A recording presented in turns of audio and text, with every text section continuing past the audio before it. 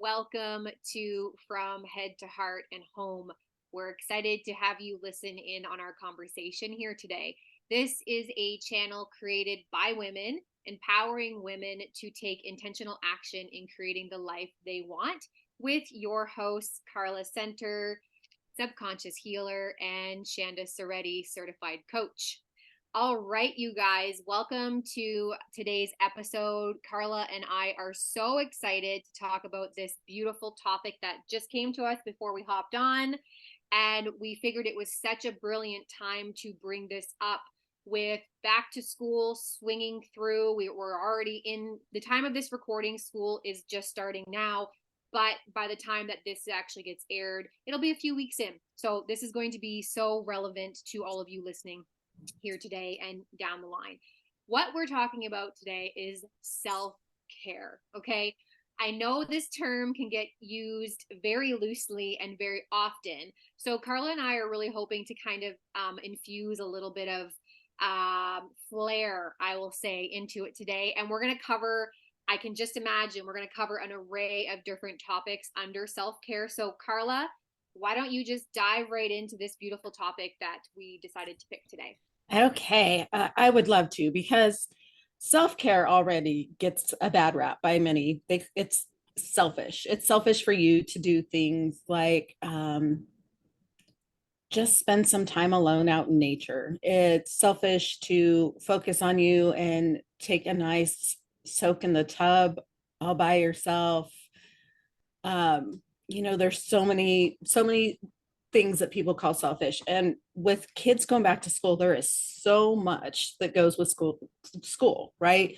There's the new clothes and supplies and totally changing your schedule, because then there's different, especially if you have kids in different grades and they're getting dropped off at different times, there's just so much. And then one of the things that I know as a mom is one of the first things we forget is that I matter too until I'm exhausted.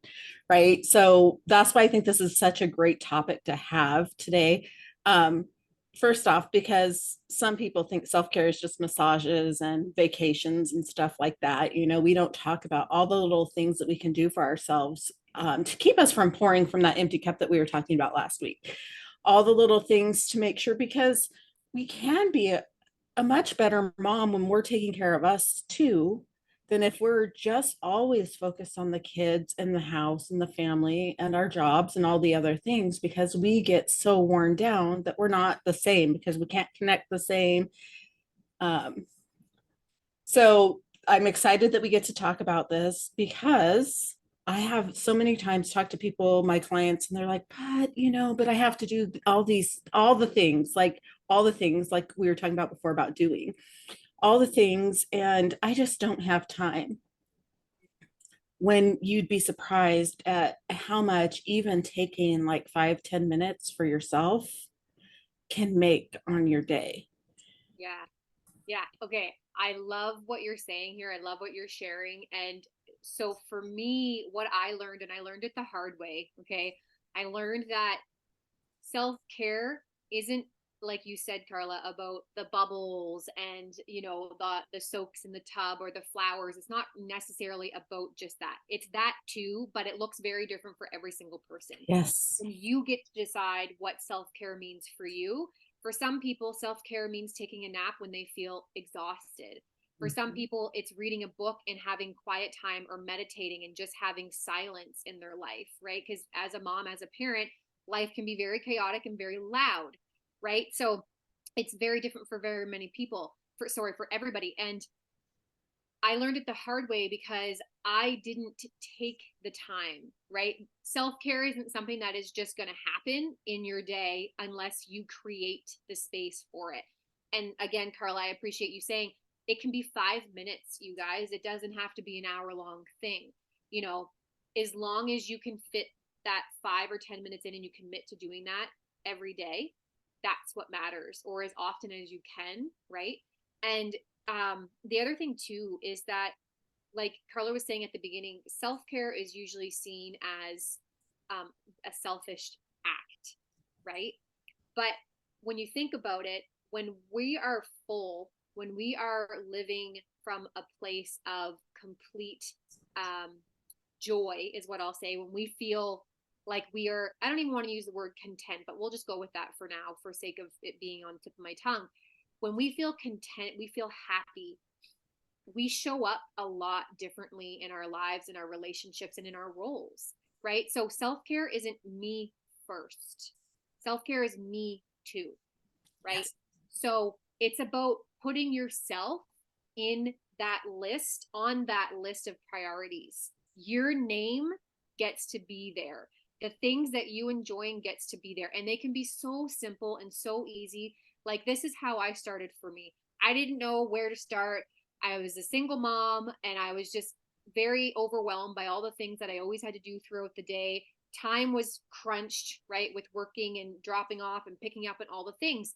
So I said, okay, what is something that I can easily implement into my day as is without changing really anything to do with the kids? Well, I only have a son, but so with my son. And I was like, okay, what if I wake up 20 minutes earlier? Okay. So that's what I started doing. I started actually getting up an hour earlier, but I did it in increments. So I started with 15 minutes, then I did a half an hour, and then I went all the way. So I'd wake up an hour before the household would wake up. And I've talked about this many times in the past because I feel like this is a really beautiful way to incorporate time for you, for whatever it is you want to do. Some people want to write, some people want to meditate, some people want to work out. Do it as soon as you get up in the morning and make that thing a no matter what, a non-negotiable. Okay. So I would wake up early and I would have something that I called, and still call, a quiet coffee. That was a very simple way that I liked starting my days, was just with this sense of calm and peace in the morning, of like not being rushed. Because I don't know about any of you, but again, as a single parent, it was very much a rat race from the minute we got up until the minute we hit the bed, right? So creating a pocket of space in my day and first thing in the morning to just have ease and flow was a really beautiful gift that I gave to myself. I love that. I love that. And when you take that time, at first it is. I mean, it's like anything, when you adjust your schedule, it's a little different, but then you look forward to it. The more you Yeah. do it, it's not even a thing like, oh my gosh, I got to do this. It's like, oh, I get to do this, and it gets exciting to be like, okay, this is my me time. And if you don't, you do end up, I know how I wouldn't do it. Like, I wasn't important, right? And I caught myself, like, I created a habit where when I came home from the grocery store, I sat in my car for a few minutes just to have a few minutes to myself, because I hadn't put that into. And it's funny because later I'm like, I wonder why I do that. And I'm like, oh, this is my quiet time, right? Um, because I didn't know where else to fit it, and I just wasn't making it a priority because I wasn't that important, and we get to make time for ourselves, and remember that, like I talk about all the time, we're teaching our children how to be too. So if we don't learn how to take time for ourselves and to pour back into our cup and just find time, like my favorite thing is to go for a walk. Like, I just love just the quiet, just the connecting with nature, or just sitting outside and connecting with nature, even if it is just for 10 minutes, 5 minutes sometimes, because that's all the time that I had. And it's just like a reset, right? And so as we do that, it just becomes a part of who we are and what we do, instead of being in all the shoulds and all of the things that we've been, conditioned to be like, this is how it has to go. And feeling like, how could I, why would I take this time? Like, that's when I sleep. Well, I bet you in your 15-minute increments, at some point, you probably went to bed a little earlier after doing that, right? Because you adjusted it, especially slowly. Mm-hmm. Um, and then you got to find, what does Shanda love, right? And so each of us gets to decide, what is it? And my clients and my friends, all different things we can do in that time in the morning, Yep. you know. And if you're a single parent, like we both were, you don't have to leave the house, right? um you can still find different things, like what really fills you up. Yeah. And some people it is the bath. Like my mom loves to take a bath every day. And she found a way to make it happen, even though she only had a shower. She found on Amazon a fold out tub, you know. You Haha. can I've looked at those. Haha. my mom uses them daily. uh, Have to ask so her. yeah, yeah, right. And so it's just those things, like what works for me. And it doesn't have to be about, well, somebody told me I have to do this, I have to meditate, or I have to do this. It's whatever like resets you, recenters you, and fills you up, right? So it doesn't have to turn into like, I tried this and I don't like it. But do you love to read? Maybe this is the only time, like, when my kids were young, I gave up reading because I would get so frustrated about getting interrupted because I didn't take the time before they woke up. I stopped reading even though I loved it, right? Because I wasn't important, and I didn't want to be crabby with my kids, because that was always super important to me, to have that really good connection, right? So we just get to like and try different things. If you haven't found the thing that really seems to fill you up, try different things and be like, oh, nope, not that, but this is really cool. And I Yeah. really liked it. Yes. I so many, oh my gosh. And I always take notes, Carla, when you talk, because like you always hit on some really good points that I want to reiterate or add to. So first of all, when we start making the time for our self-care, in the beginning, it might feel like you actually have to make the time. Like it might feel like you got to put some effort behind it, because if you haven't been doing it, let's be honest, it's going to take the effort. It's going to require that you put the effort into it. So it might feel like, oh, it's another thing I have to fit into my schedule. And it's okay if it feels that way, because it is another thing that you get to fit into your schedule, right? And by putting this one thing in your schedule, everything else will feel a lot better. So you're going to start craving it, right? And you're going to feel energized from doing it. So I shared how for me, what worked for me, Carla said, how beautiful she said, it's different for everybody. It looks different for everybody. And this is true. So I shared how I carved out time in the morning before my household woke up, right? That's what worked for me. For some of you, it might be when everybody goes to bed, right? Maybe you're more of a night owl and you like staying up a little bit later than everybody. And you're like, I do not want to get up early. No, not happening. That's fine. But create that pocket in the evening when everybody's in bed, and just make some time for you. The other thing is, it's not about spending money. It's not about going to a fancy spa or going on a week-long retreat in Japan, right? It's about carving out the time. It's only about carving out that time. It's about if you're when you do that, you're telling yourself, I am important enough to take this time for me. I matter this much. So doing this one, it seems so insignificant thing, right? Seemingly insignificant action, implementing this will boost your confidence. It'll boost so many things about your self esteem, how you feel, how you care for yourself, and the things that you're going to start to be willing and wanting to do for yourself. So start to pay attention to that too. As you feel energized and you come more alive, those things will start to turn on, and you'll be like, oh, wow, you'll have this boost of energy. You're going to feel better, not just because you're self caring, but because you're saying to yourself subconsciously, I matter, I'm important, I'm worth it, I deserve this, right? And so, another idea that I like to propose to clients who are struggling with ways to self care, they're like, I have no idea. I haven't done this ever, right? I can't even remember the last time I've taken self care time.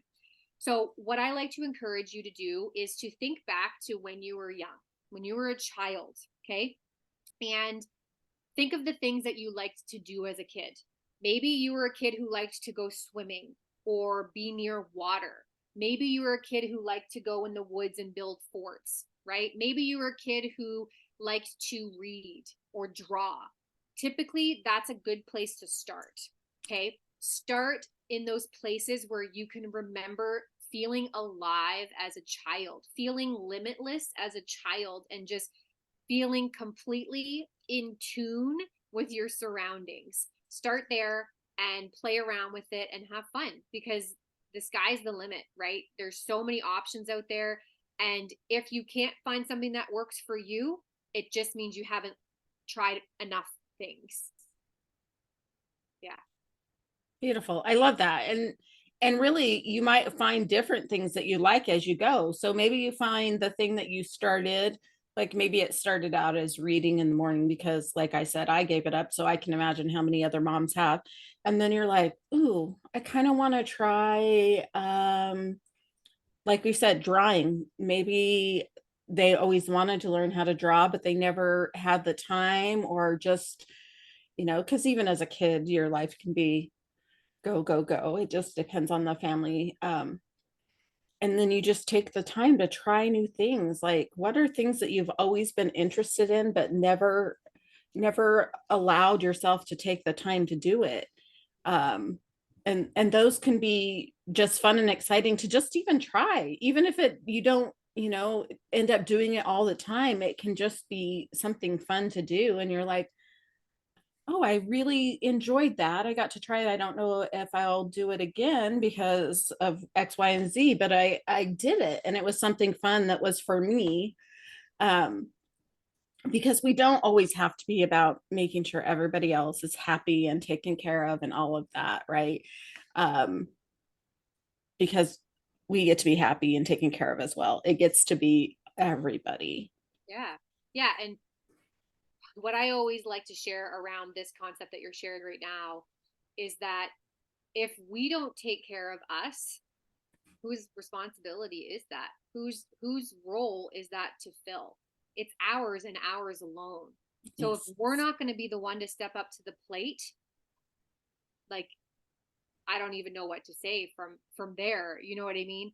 We cannot expect our spouse or our children to fill that gap in our lives, right? We get to create that. And something fun, that an idea that kind of just popped up for me too around our children, is if you're struggling with ways to self-care, I would encourage you to ask them for some ideas. Kids are so spontaneous and so fun, and they live really without limitations.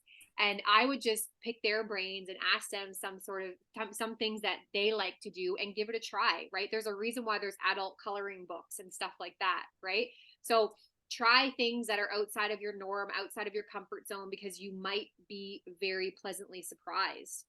And again, going back to kind of something that we touched on at the beginning around being back to school, being back into the swing of things, with that comes a lot of adjustment, right? For some people, schedules change significantly. For others, it's somewhat the same, but there's still a lot of change. Whether the kids were home all summer or in daycare or summer camp or whatever that looked like, maybe they went to your parents.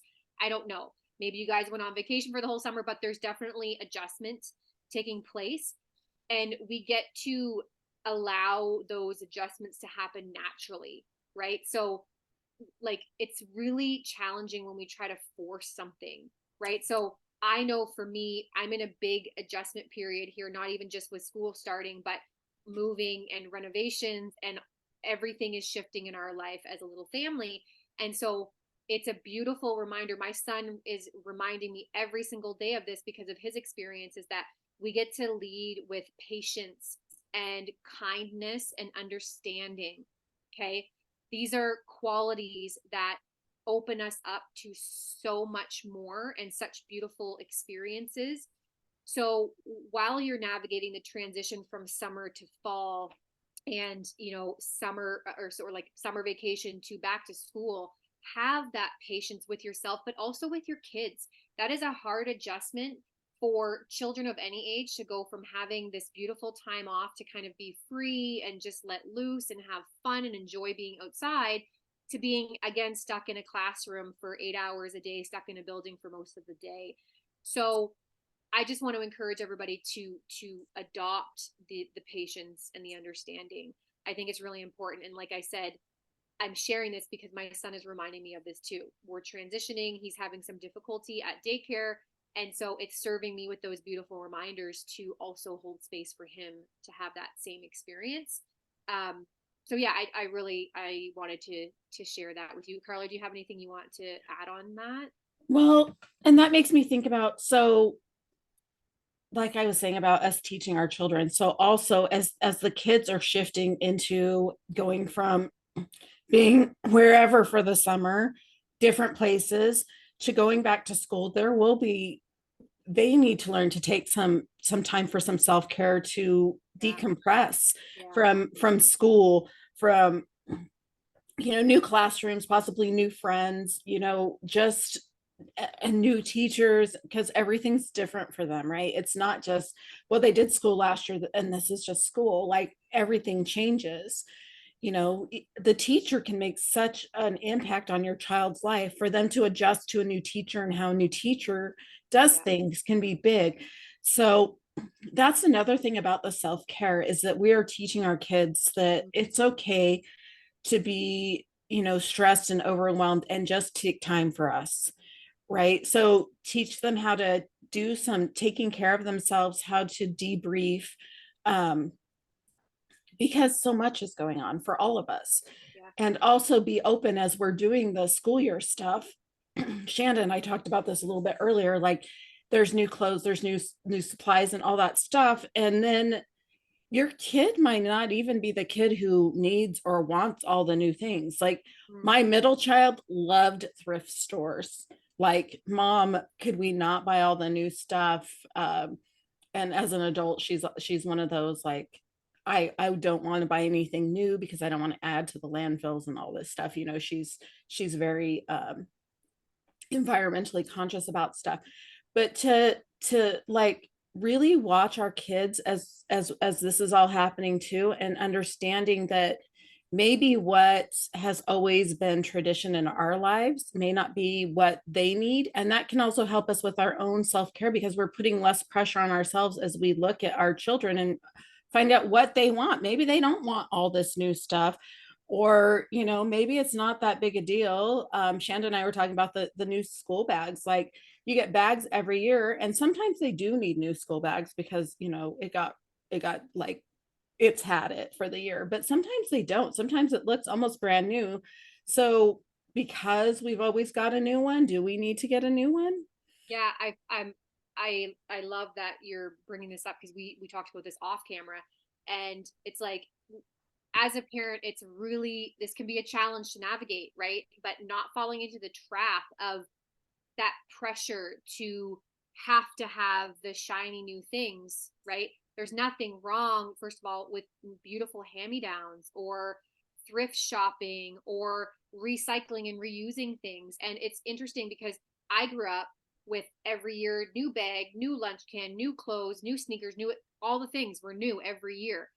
And sometimes, yes, there's a place where you're like, okay, I need a new pair of sneakers. Either they don't fit me or they're worn out. Totally cool. I'm not saying don't spend that money on your child. What I'm saying is we set precedents, right?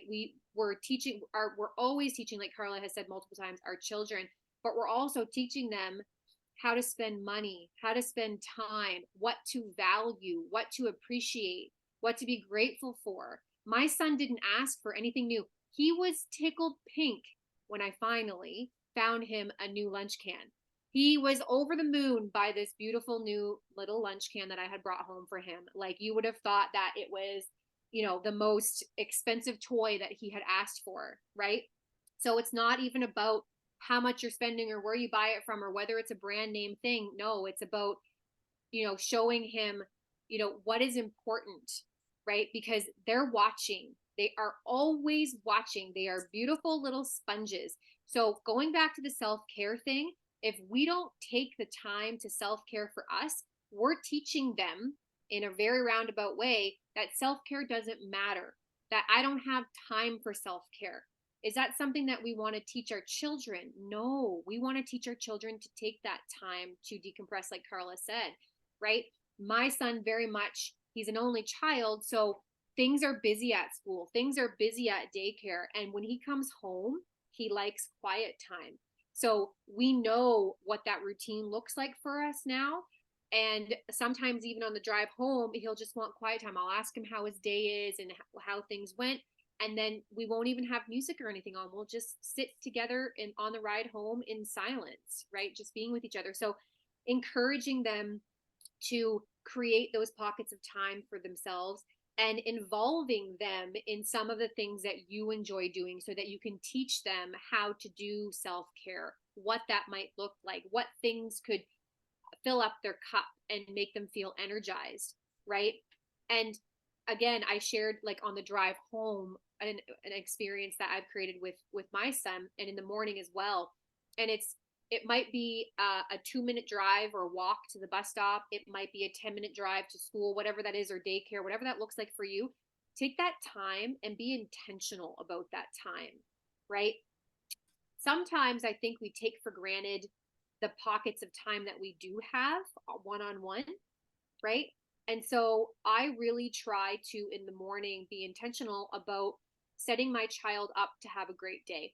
No matter how we woke up, what the day before looked like, whatever's going to come the rest of the day, I really try to plant that seed of encouragement and kindness and, optimism leading forward for the day.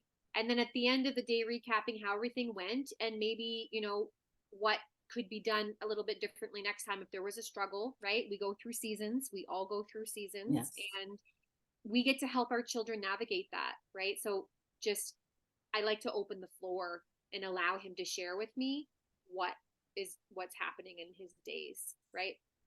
Yeah. Right. And it makes it a safe space for you guys Yes. to have conversation, to really connect. Yeah. And that's that thing about, so you're teaching him how to take care of himself. That is self-care. Mm. Connecting with somebody else, really sharing how things are going for you, what worked, what didn't work, like feeling like you can safely share who you are, right? You're safely sharing who you are. That's another thing of self-care, right? Like instead of just sharing what you think is okay, this Yeah. is, these little things are safe, but also teaching your kids like, okay, let's share, let's talk before it turns into resentment, anger, frustration, which are all okay emotions, but sometimes we've held so much in that that's the way it comes out and there's something underneath it. Whereas if we had taken the time to share, it would have never gotten there. And so that's also a self-care thing, like having that connection and that ability to really just share things that are going on with you so that you can process it, right? Yeah. As we were talking about, like we said, that's why we say it's not like just spas and stuff like that. There's so much to it. And sharing the things that are coming up for you with somebody, which is why we have friends and spouses and all that stuff, to just really process and not being afraid to just be you. Yeah. Yeah. Yeah. And again, the word intentional keeps coming back to my mind because I think it's so important. Our days can be busy, they can be full, and they can fly by, but we still get to be intentional about spending, even if it's 5 minutes, quality time with the people in our life, right? Like Yes. our children, our spouse, and just really connecting with them from a very like a place of authenticity and intimacy. Like I'm listening, not I'm listening, right? I'm, Mm-hmm. oh, yeah, yep, just a second. Hang on a second. Because these things, as supportive and useful and wonderful as they can be at times, they can also be super addictive and super distracting. And believe it or not, you may know this, you may not know this, they will make your child feel like they are not important when your face is glued to the screen and you're not listening and paying attention to your child, right? Like we get to be intentional, right? We get to give our children the gift of our attention even for 5 minutes, right? Last night my son wanted to play Scrabble. We're doing renos, we're in the middle of renos. He wanted to play Scrabble after supper, and I was like, how can I say no to playing a great game of Scrabble? So we all sat down as a little family and we did Scrabble. And then my partner had to go outside before it was dark to work on Rena. So he did stay, but he ended up leaving and I continued to play with him. But again, it's just, we might not have been able to play a full game, but we still were able to sit down and have that connected time together for as long as we could create. And he was very thankful. So yeah, just you guys were always teaching our children, and we're always reiterating or um, confirming to our inner children what we mean to ourselves, what is important to us, right? So we're all deserving. You don't have to work on it. You don't have to earn it. It can't be taken away or given. It's inherent. We're worthy of it. So make it happen, because that is your responsibility and your responsibility alone. And the more that you're able to do it, the more you're going to teach your children to do the same. And then the healthier, happier adults they'll grow up to be, right? And then think of how this, society could shift if people took better care of themselves and actually that was a priority for them. Think of how society would change as a whole if, I'll say, even over 50%. I won't even aim for over 50%, but let's just say 50% of the population took care of themselves from a place of empowerment and self-love. Yes. Yeah. Beautiful. Yes. And because if you look at all the different medical problems, if you look at all the different studies, stress is a big, huge part of almost every one of them. No matter how much you eat or exercise, if you're not taking care of your stress, which is one of the reasons why you do self-care, right? Is this, you get to release your stress. And so I love how you're talking about that, because you do, you want to be there for your kids long term, right? And so if you're not taking care of you, like you said before, it's not anybody else's responsibility. No. Which, by the way, if you put it on somebody else, then you're going to resent them, because number one, they can't read your mind, and number two, they have to take care of themselves. So even if you take care of them, they have to take care of themselves. But if we don't take care of ourselves and our stress levels keep, just getting worse and worse and worse, then we end up with things like autoimmune disorders. And I can speak to that myself. Like, you know, I didn't take care of myself. Next thing I know, I have rheumatoid arthritis. I can't move my hands, and I'm in my 40s. I'm walking like I'm in my 80s. I can barely use my hands. It was really bad. And so then I found the modality. I do one of them, and it made a big difference. And that's how I help clients right out of that kind of stuff, is releasing the stress. But I had to take care of myself. So don't let it be that your physical being is so in such a bad space that you have no choice but to take some time. Yeah. Sometimes your illness, what's really behind like colds and all that stuff, is your body is so worn down. It can't take that. Your immune system has had it. You can't take care of yourself. You can't do all the things. So it's because it made you shut down, right? Your body made you shut down. Oh my gosh. Okay. So 2, 3, so many things are coming. But take the time. Your body will make you take the time. Hence colds, flus, all those types of things. If you ever notice, there's a pattern. There was for me for getting a flu. I would get sick because I wouldn't stop. I would keep pushing and pushing until I literally could not push anymore. And my body was like, nope. If the only way to make you stop is to make you sick on the couch for a week, then so be it. You're welcome. Right? So take the time before you're made to take the time. Yeah. Right? That's number one. The other thing is our stress is an accumulation of lack of attention for ourselves. That's all it is. If you dumb it down, distill it down as simple as I can think of right now, your stress equates to all of the times when you ignore what your body needs. piled on top of each other, on top of each other, on top of each other, like a sandwich, right? Mhm. So I learned, again, like Carla was sharing with her autoimmune, I also developed autoimmune disorder, and mine is centered around inflammation as well.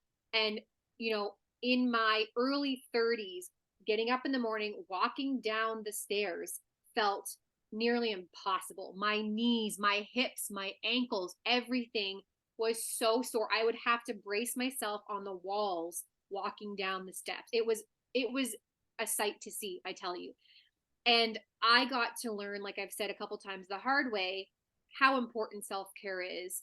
And for me, a big part of self care has turned into how I nourish my body, right? What do I feed my body? What do I put into my body? What do I put on my body? And also movement. Okay. I don't use the word exercise or working out typically. I just like to use the word movement. How do I move my body? How often do I move my body? How do I allow my body to, stretch and, gain some, not resistance, gain some strength through resistance or, whatever it is. I like yoga. Yoga is definitely my go to, and I love walking as well. But these are a couple of ways that I've been able to kind of self care and really like transform my life. And I kid you not, I have never felt as good as I feel now in my late 30s, right? Mid to late 30s, as I have in the past. And I equate that to loving myself enough to take care of myself properly, right? So if you're somebody who has an extreme amount of stress, really, really want to encourage you to just pause for a second and look at all the areas in your life where you're ignoring the basic needs that your body is just asking you for, right? Whether it's more sleep, better nourishment, or movement, whatever it is, right? And start slowly allowing those things, giving those things to yourself. It's okay, right? Yeah. Yeah. I love that. I love that. And you can find just things like even on the like when I clean the kitchen, which, has always been the dread thing for me, I turn on music and I just dance while I do it. It's funny. My boyfriend will peek in the kitchen because I'm singing. Um, but I make it something that's I'm taking care of me, even if it's a chore. Um, because I enjoy that, right? I can go in there and do it and dread it and feel all those emotions of just frustration and why do I get to do this? Or I can just do something that's joyful. And the movement thing, that can be anything, right? Everybody like Shanda loves yoga. Um, I tend to do Zumba or walk. Oh my gosh, I love to go, like I said, walking in nature. And I can't right now because we're surrounded by forest fires, smoke everywhere. Um, Can I just so jump in just for a split second? I yeah. I feel like this is so important to say. I love yoga, and here's the thing. I am not a yogi. I am not like really good at it. I do it and I do the best that I can. So I want to share that because it's about putting in the effort. It's about trying and not about perfection. If you guys, maybe sometime I should record myself doing yoga so you can see how funny it can look. So go ahead. I just really wanted to share that. You don't have to be perfect or good at the thing you're doing, No, right? no. And I want to say that too. Like Zumba, I have no coordination and rhythm. But I love it. It brings joy to me. And um the funny thing is the friend of mine that invited me to it, I told her, she was an instructor, which I later became as well, by the way. I told her that if um, I will go this one time because we're friends and because she really wants me to, but to remember when she's so embarrassed by how horrible I am that it was her idea and this will be the one and only time she would see me. And I ended up loving it. And the same with yoga, like you're talking about, like the first couple of times. And I've been doing it because of the stretching, because of the things I like can make your muscles really tight. Yeah. I thought yoga, I was a Pilates girl back in the day, way, way back. I was like, yoga, what is that? It's slow. It's like, that's not even like working out, right? This is when I worked out for punishment, by the way, not for enjoyment. Very different. Right. but I was Pilates. It needed to be fast. It needed to be rigorous. It needed to hurt. It needed to like feel painful. Right. And then I was like, okay, fine. After years of hearing all these people love it so much, I tried it. And I was like, hang on a second. This is actually working. And I actually like it better. And I was like, light bulb. Oh my gosh. So don't knock it till you try it, folks. Right. Well, and there's emotional releases with Yeah. yoga, right? Oh, big time.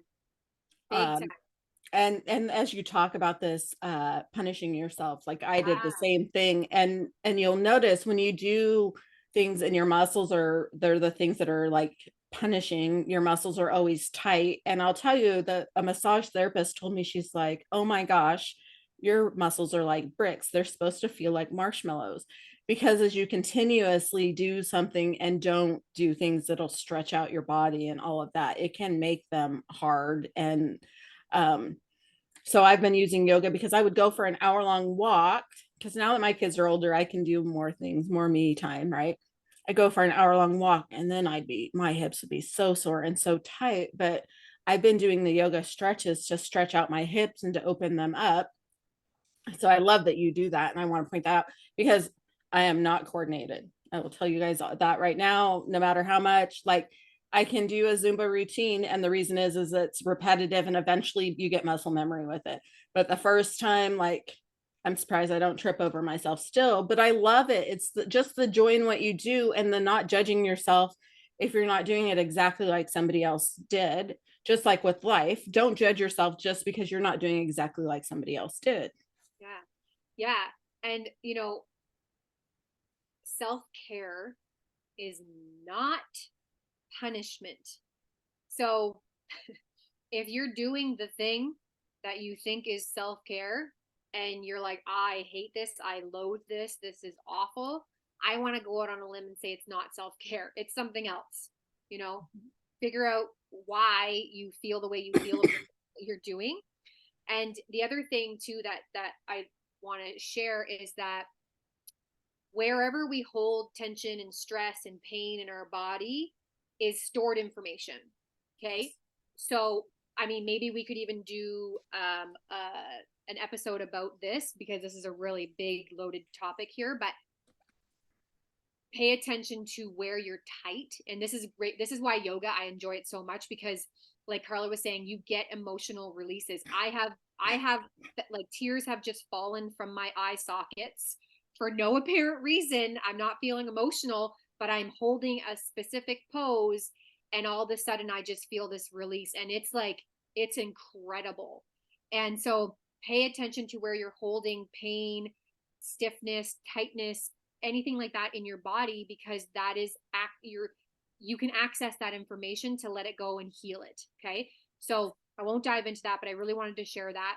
And Carla, how about we give them maybe like something to kind of try? Let's give them like a tip or an exercise or an activity or some sort of something to try that they can actually go and implement and then maybe give us their feedback in the Yeah. comments on maybe guys tell us what it is that you do. What are some of the things that you do to self-care? If you do self-care, let us know. If you don't, let us know and then maybe we can help you find something that might work for you.